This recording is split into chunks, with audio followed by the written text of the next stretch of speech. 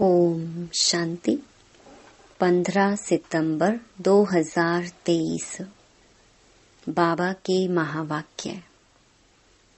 मीठे बच्चे, तुम रुद्र ज्ञान यज्ञ में बैठे हो। रुद्र शिव बाबा तुम्हें जो सुनाते हैं वह सुनकर दूसरों को जरूर सुनाना है। प्रश्न। बाप ने भी यज्ञ रचा है और मनुष्य भी यज्ञ रचते हैं। दोनों में कौन सा मुख्य अंतर है? उत्तर। मनुष्य रुद्र यज्ञ रचते हैं कि शांति हो, अर्थात विनाश ना हो। लेकिन बाप ने रुद्र यज्ञ रचा है कि इस यज्ञ से विनाश ज्वाला निकले और भारत स्वर्ग बने। बाप के इस रुद्र ज्ञान यज्ञ से तुम नर से नारायण अर्थात मनुष्य से देवता बन जाते हो। उस यज्ञ से तो कोई भी प्राप्ति नहीं होती है। गीत। तुम्हारे बुलाने को जी चाहता है। ओम शांति। यह कितना मीठा गीत है और कितना अर्थ सहित है। जो विशाल बुद्धि वाले होंगे वह अच्छी रीति समझ सकेंगे। बुद्धि भी नंबरवार है ना। उत्तम, मध्यम, कनिष्ठ होते हैं। उत्तम बुद्धि वाले इसका अर्थ अच्छी रीति समझ सकते हैं। तुम्हारे बुलाने को जी चाहता है, यह कौन याद करते हैं? बच्चे। कौन से बच्चे? बच्चे तो ढेर हैं। जो ब्राह्मण बने हैं, जो देवता थे, जिन्होंने ही पूरे 84 जन्म लिए हैं, उन्होंने ही जास्ती बुलाया है। वही शिव अथवा सोमनाथ के मंदिर की स्थापना करते हैं। सिद्ध होता है हम जो पूज्य देवी देवता थे अभी पुजारी बने हैं। बरोबर हम पूज्य थे फिर पुजारी बने तो सोमनाथ शिव की पूजा करते हैं। रुद्र यज्ञ बहुत रचते हैं। रुद्र ज्ञान यज्ञ कभी नहीं रचते। रुद्र यज्ञ नाम रखते हैं। अभी भी रुद्र यज्ञ रच रहे हैं। तुम बहुत अच्छा समझा सकते हो रुद्र कौन है। क्या रुद्र ने कभी यज्ञ रचा था? कैसे रचा? फिर क्या उसकी सिद्धि हुई? यह तो कोई नहीं जानते। तुमको अभी ज्ञान का तीसरा नेत्र मिला है। परम पिता परमात्मा के सिवाय ज्ञान का तीसरा नेत्र कोई दे नहीं सकता। ज्ञान सागर परम पिता परमात्मा को ही गाया जाता है। मनुष्य को ज्ञान सागर नहीं कह सकते। अभी तुम जानते हो हमको दादे का वर्षा मिल रहा है, जिसको ही याद करते हैं कि बाबा आकर अविनाशी ज्ञान रत्नों का दान करो। फिर हम भी दान लेकर औरों को करेंगे। बहुत सहज है। सिर्फ याद दिलाएंगे कि तुम्हारे 2 बाप हैं। भक्ति मार्ग में 2 बाप हो जाते हैं। सतयुग त्रेता में लौकिक बाप ही होता है। वहाँ वर्षा भी तुम इस समय के पुरुषार्थ अनुसार पाते हो। तो तुम बच्चों का माथा फेरना चाहिए। ऐसी ऐसी जगह जाकर पूछना चाहिए कि रुद्र यज्ञ किसने रचा था। क्या रुद्र ज्ञान यज्ञ है या रुद्र यज्ञ है? असुल नाम है रुद्र ज्ञान यज्ञ। रुद्र तो है निराकार। वह कैसे यज्ञ रचेगा? जरूर शरीर धारण करना पड़े। दक्ष प्रजापति का यज्ञ भी मनाते आते हैं, दिखाते हैं। दक्ष प्रजापति यज्ञ में अश्व को स्वाहा करते हैं, घोड़े को टुकड़े टुकड़े कर जलाते हैं। उनको दक्ष प्रजापति यज्ञ कहते हैं। यह तुम अभी जानते हो तो वहाँ लिखना चाहिए यह कौन सा यज्ञ है। बड़ा भपके से यज्ञ करते हैं, बहुत पैसे इकट्ठे करते हैं, बड़े बड़े आदमी दान करते हैं, कोई 100 निकालते, कोई 500 निकालते। इस रुद्र ज्ञान यज्ञ में तो तुम सारे स्वाहा होते हो। उसमें तो थोड़ा थोड़ा पैसा निकाल इकट्ठा करते हैं, फिर ब्राह्मण को दक्षिणा मिलती है। यहाँ तो तुमको स्वाहा होना पड़ता है, वहाँ स्वाहा होने की बात नहीं। यहाँ बच्चे कहते हैं बाबा तन मन धन सहित मैं आता हूँ। वहाँ ऐसे नहीं कहेंगे, आहुति में कभी ऐसे नहीं डालेंगे। आरती आदि होगी, चंदा चीरा होगा, बड़ों बड़ों से लेते हैं। तुम बच्चे जानते हो इस रुद्र ज्ञान यज्ञ से ही विनाश ज्वाला प्रज्वलित हुई है। वह यज्ञ रचते हैं शांति के लिए, विनाश के लिए नहीं। वहाँ शांति का बड़ा आवाज करते हैं। शांति तो सारी दुनिया में चाहिए ना। परमात्मा है शांति का सागर। तुम बच्चों को अर्थ समझाया जाता है, अखबार पढ़ते हो तो ख्याल चलना चाहिए कैसे हम सबको समझाएं। बाप जानते हैं कैसे बी के दुकान संभाल रहे हैं। सेठ का कौन सा दुकान अच्छा चलता है, कौन सा मैनेजर अच्छा है, वह तो गुड़ जाने, गुड़ की गोथरी जाने। यह ब्रह्मा है गोथरी। यह बड़ी रमणीक बातें हैं। तो रुद्र ज्ञान यज्ञ के लिए तो लिखा हुआ है, इससे विनाश ज्वाला निकली। वह यज्ञ करते हैं शांति के लिए। यह है सच्चा सच्चा यज्ञ। उन ब्राह्मणों के तो अनेक सेठ होते हैं, यह तुम ब्राह्मणों का एक ही सेठ है। बाप है रुद्र। रुद्र बाप कहो, शिव कहो, सोमनाथ कहो, उसने ज्ञान यज्ञ रचा है जिसमें तुम बैठे हो। वह यज्ञ तो 2-4 दिन चलेगा। तुम्हारा यह रुद्र ज्ञान यज्ञ तो बहुत बड़ा है, उसमें टाइम लगता है। यह है नर से नारायण अथवा मनुष्य से देवता बनने का यज्ञ। वह तो ऐसे नहीं कहेंगे। बाप बैठ समझाते हैं कैसे उन्हों को सावधान करो। बड़ों बड़ों को बोलो, यह तुम जो यज्ञ रचते हो उसमें भूल है। परम पिता परमात्मा कल्प कल्प संगम पर आते हैं। शास्त्रों में युगे युगे लिख दिया है, यह भूल कर दी है। वैसे ही रुद्र यज्ञ रचते हैं। वास्तव में रुद्र ज्ञान यज्ञ है। शिव का नाम है रुद्र, उसने ही ज्ञान यज्ञ रचा है। जैसे इब्राहिम ने अपना इस्लाम धर्म स्थापन किया, बुद्ध ने बौद्धी धर्म स्थापन किया, वैसे रुद्र का है ज्ञान यज्ञ जिससे विनाश ज्वाला प्रज्वलित होगी। तो गोया वो लोग शांति के लिए यज्ञ रचते हैं, अर्थात विनाश नहीं चाहते। स्वर्ग की स्थापना के लिए नरक का विनाश हो तो अच्छा ही है ना। भारत है अविनाशी खंड।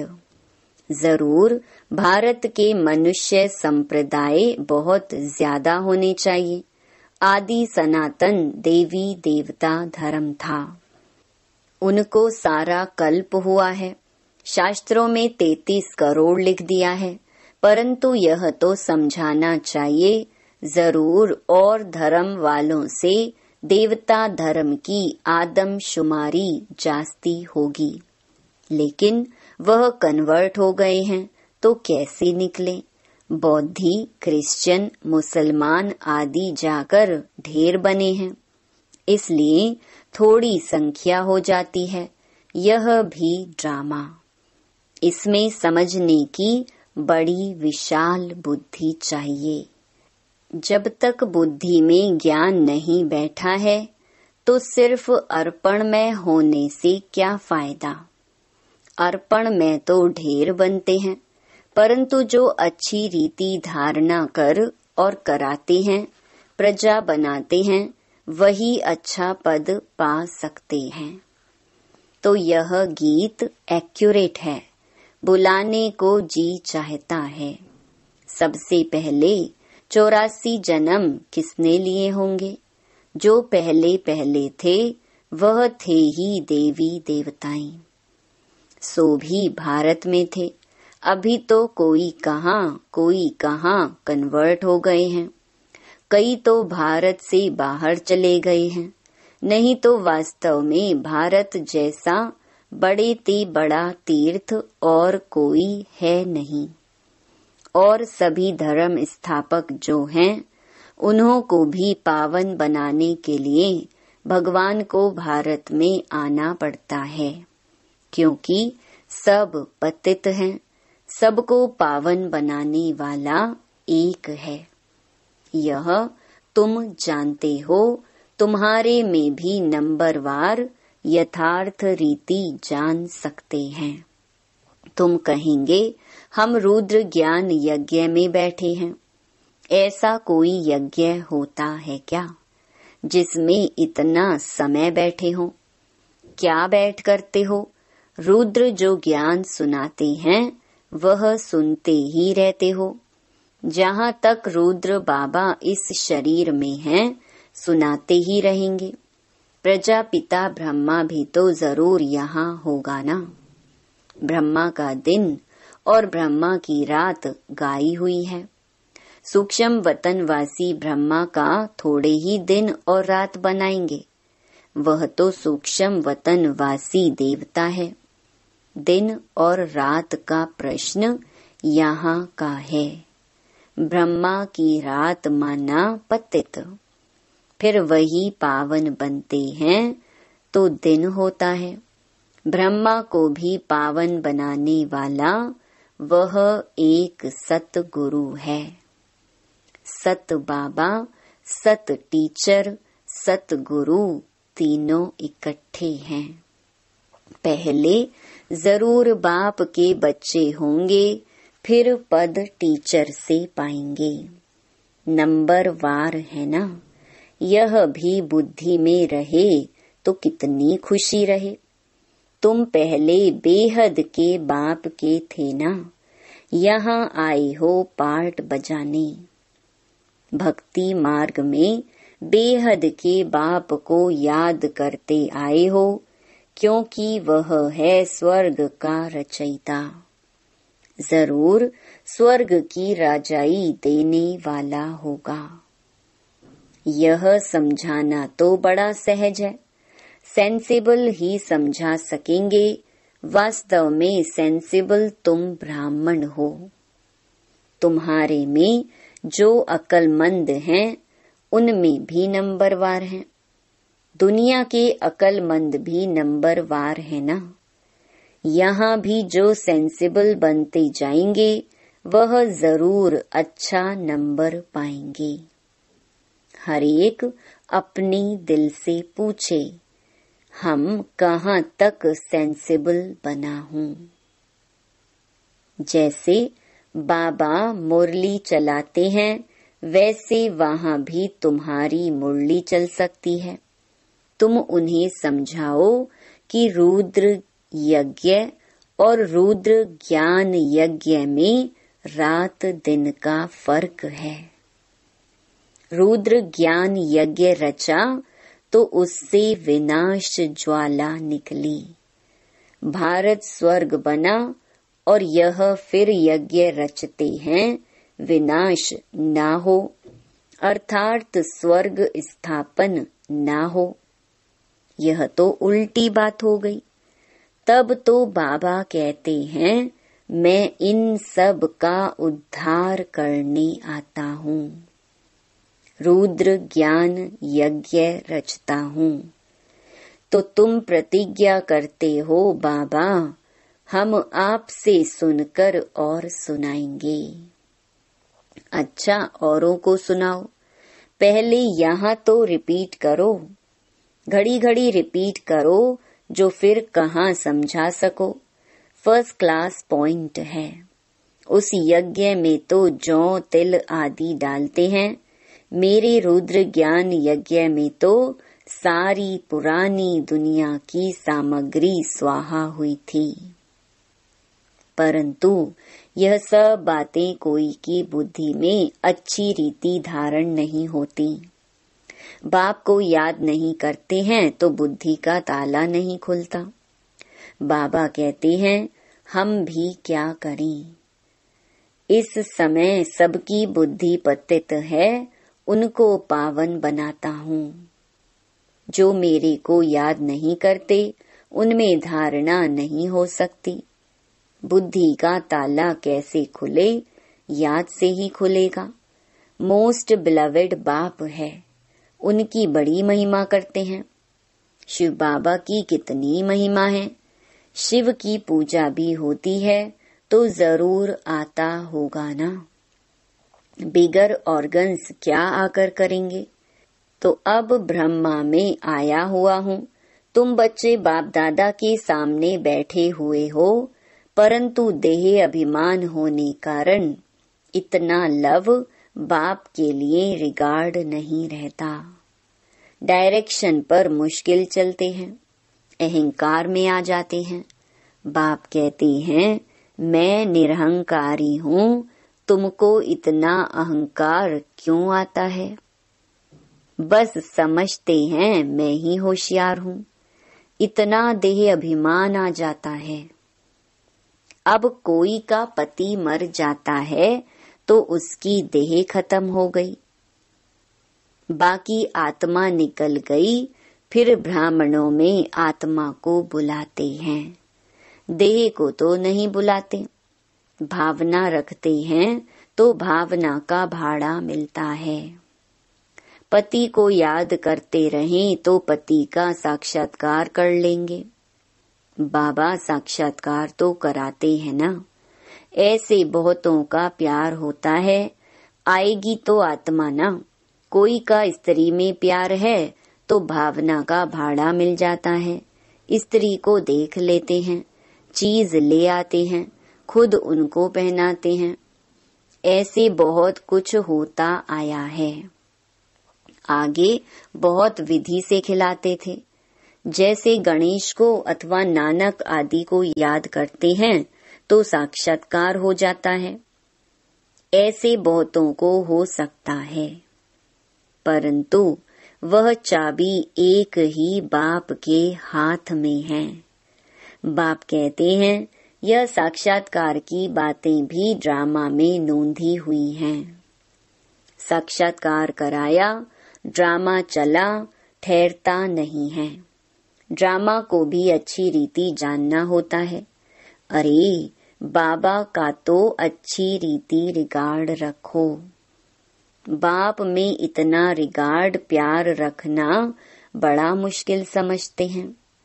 समझते हैं वह तो निराकार है। कहते हैं यह तो उनका रथ है, इनको हम क्या करेंगे। हम तो निराकार को ही याद करेंगे। अच्छा, निराकार की गोद में जाकर दिखाओ, निराकार साथ खाओ पियो। तुम इनके पास क्यों आते हो? कहते हैं नहीं बाबा, आप इसमें हो, आपको ही इसमें विराजमान समझ चलते हैं। यह बड़ा मुश्किल किसकी बुद्धि में रहता है। ऐसे बहुत हैं जो गपोड़े लगाते हैं, हमारा बाबा में बहुत प्यार है। हम इतने घंटे बाबा को याद करते हैं।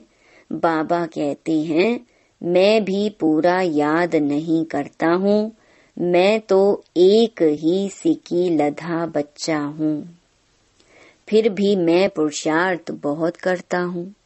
अच्छा, मीठे मीठे सिकी लधे बच्चों प्रति माता पिता बाप दादा का याद प्यार और गुड मॉर्निंग। रूहानी बाप की रूहानी बच्चों को नमस्ते। धारणा के लिए मुख्य सार। पहला, अर्पण होने के साथ साथ अपनी बुद्धि को विशाल बनाना है। ऊंच पद के लिए अच्छी रीति धारणा करनी और करानी है। दूसरा, बाप समान निरहंकारी बनना है। अहंकार छोड़ बाप से अति लव व रिगार्ड रखना है। देह अभिमान में नहीं आना है। वरदान, मालिक बन कर्मेंद्रियों से कर्म कराने वाले कर्म योगी कर्म बंधन मुक्त भव। ब्राह्मण जीवन कर्म बंधन का जीवन नहीं, कर्म योगी जीवन है। कर्मेंद्रियों के मालिक बन जो चाहो, जैसे चाहो, जितना समय कर्म करने चाहो, वैसे कर्मेंद्रियों से कराते चलो तो ब्राह्मण सो फरिश्ता बन जाएंगे। कर्म बंधन समाप्त हो जाएंगे। यह देह सेवा के अर्थ मिली है। कर्म बंधन के हिसाब किताब की जीवन समाप्त हुई। पुरानी देह और देह की दुनिया का संबंध समाप्त हुआ, इसलिए इसे मरजीवा जीवन कहते हैं। स्लोगन, दिलाराम के साथ का अनुभव करना है तो साक्षीपन की स्थिति में रहो। ओम शांति।